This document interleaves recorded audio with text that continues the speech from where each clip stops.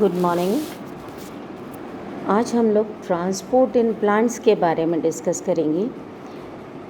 Green plants के अंदर root से न्यूट्रिएंट्स का अपटेक होता है, वाटर का अपटेक होता है और एक सेल से दूसरी सेल में भी कुछ आयंस का ट्रांसपोर्टेशन होता है।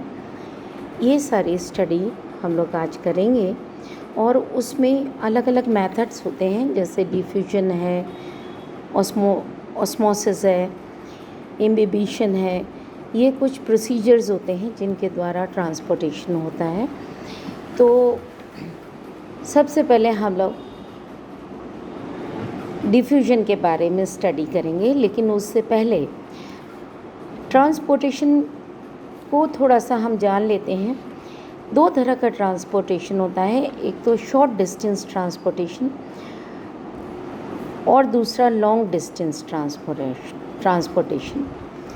लॉन्ग डिस्टेंस ट्रांसपोर्टेशन हम जानते हैं जाइलम और फ्लोएम में होता है, जिसको कि हम मास फ्लो कहते हैं, और ये on the basis of difference in the hydroactive pressure के कारण होता है। वाटर मूव करता है एक स्थान से दूसरे स्थान की तरफ, या फिर पानी के अंदर घुलित अवस्था में जो भी मॉलिक्यूल्स होते हैं, सस्पेंडेड मॉलिक्यूल्स होते हैं, वो भी पानी में घुल करके मूव करते हैं। ये तो हो गया long distance transportation.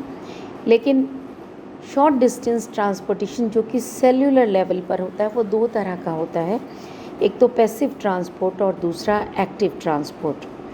Passive transport is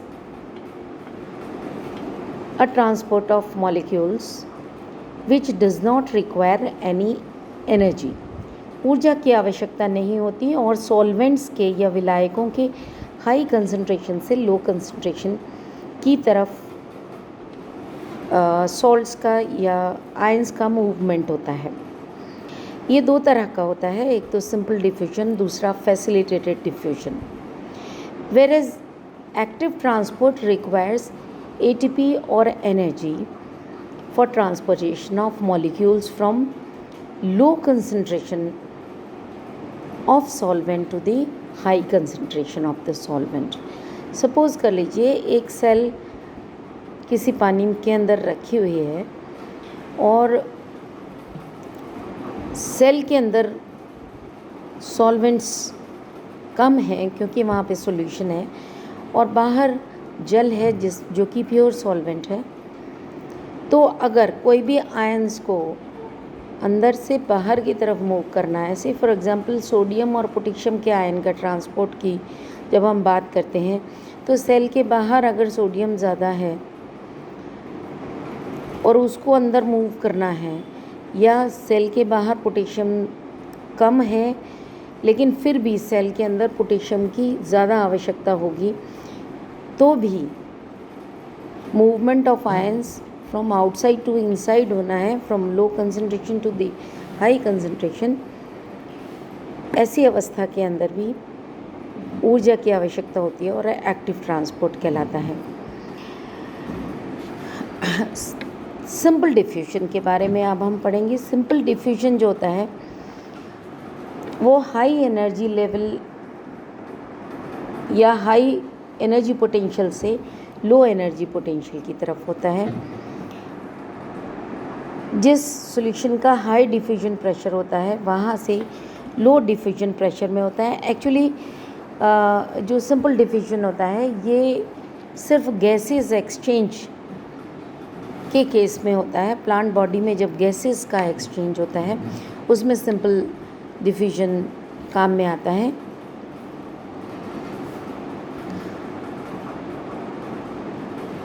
short distance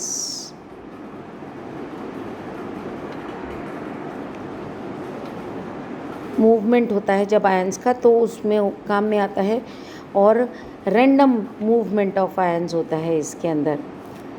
इसके अलावा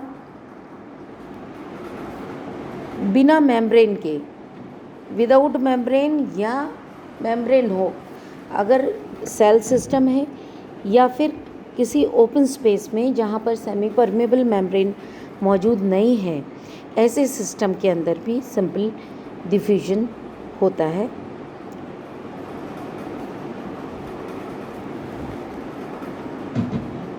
डिफ्यूजन जो होता है वो बहुत ही स्लो प्रोसेस होता है। अगर किसी सिस्टम का टेम्परेचर इंक्रीज़ किया जाता है तो रेट ऑफ डिफ्यूजन भी इंक्रीज़ होती है। अगर किसी सिस्टम का प्रेशर इंक्रीज़ किया जाता है तो रेट ऑफ डिफ्यूजन भी इंक्रीज़ होती है। और बहुत हाई प्रेशर पर विस्कोसिटी बढ़ जाती है, लेकिन ऐसी कंडीशन में डिफ्यूजन रेट कम हो जाती है। अगर कंसंट्रेशन में डिफरेंस ज़्यादा होता है, दो सिस्टम्स हैं, दोनों की कंसंट्रेशन में डिफरेंस अगर ज़्यादा होता है तो डिफ्यूजन की रेट ज़्यादा होती है। डिफ्यूजन जो है मेम्ब्रेन की परमिएबिलिटी से भी प्रभावित होता है। किन किन आयंस के लिए परमिएबल है उससे भी यह प्रभावित होता है। Direction of diffusion depends upon the concentration of the type of molecule which has to be passed through the membrane.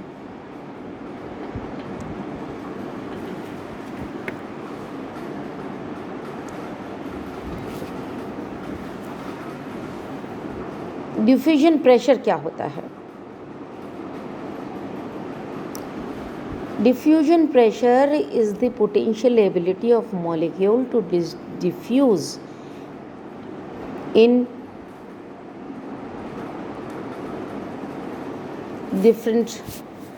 the solutions of the different pressures.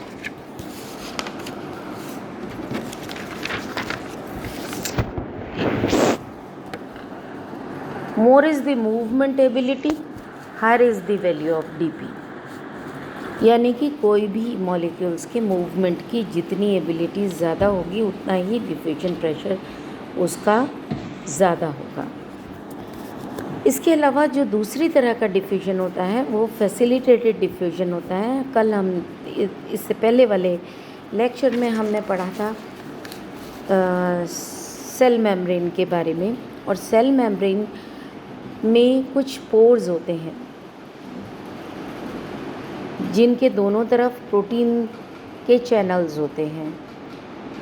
जब डिफ्यूजन उन पोर्स के थ्रू होता है तो उसको हम फैसिलिटेटेड डिफ्यूजन कहते हैं, और जब किसी भी स्थान से होता है तो उसको हम सिंपल डिफ्यूजन कहते हैं।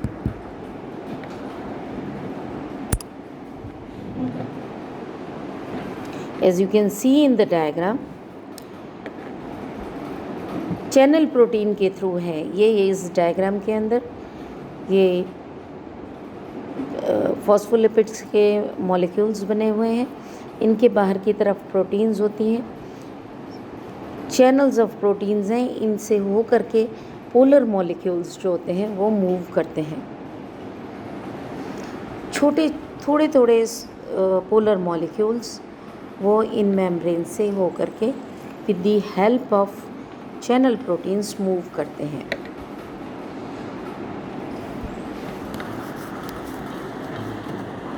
फॉर एग्ज़ाम्पल एक्वा प्रोटीन्स जो होती हैं वो वाटर चैनल्स से मूव करती हैं। 8 टाइप के प्रोटीन्स होती हैं।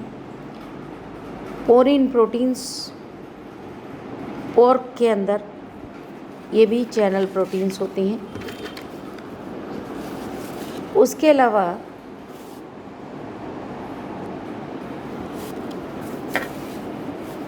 स्पेसिफिक प्रोसेस होता है। स्पेसिफिक प्रोसेस में एक्टिव सेलेक्टिवली परमेबल मेम्ब्रेन के बेसिस पर स्पेसिफिक प्रोसेस ऑफ मूवमेंट होता है।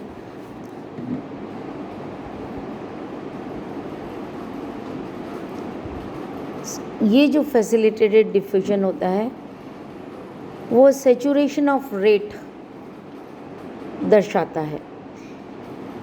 फैसिलिटेटेड डिफ्यूजन का जो रेट है वो इंक्रीज़ होता है मॉलिक्यूल्स की कंसंट्रेशन के इंक्रीज़ के साथ साथ। कौन से मॉलिक्यूल्स? वो मॉलिक्यूल्स जो कि ट्रांसपोर्ट किए जाने हैं, मतलब जितने मॉलिक्यूल्स को ट्रांसपोर्ट किया जाना है, we increase the concentration of those molecules, the rate of facilitated diffusion also increases. लेकिन वो मूवमेंट तब तक डिफ्यूजन इंक्रीज होगा जब तक कि जितनी भी प्रोटीन्स हैं वो सारी प्रोटीन्स सेचुरेट नहीं हो जाती हैं। प्रोटीन्स सेचुरेट हो जाती हैं, उसके पश्चात if we increase the concentration of the molecules to be transported outside the membrane, then there is no effect on the movement of the molecules. क्यों? क्योंकि जितनी भी प्रोटीन की साइड्स हैं वो सारी सेचुरेट हो गए हैं।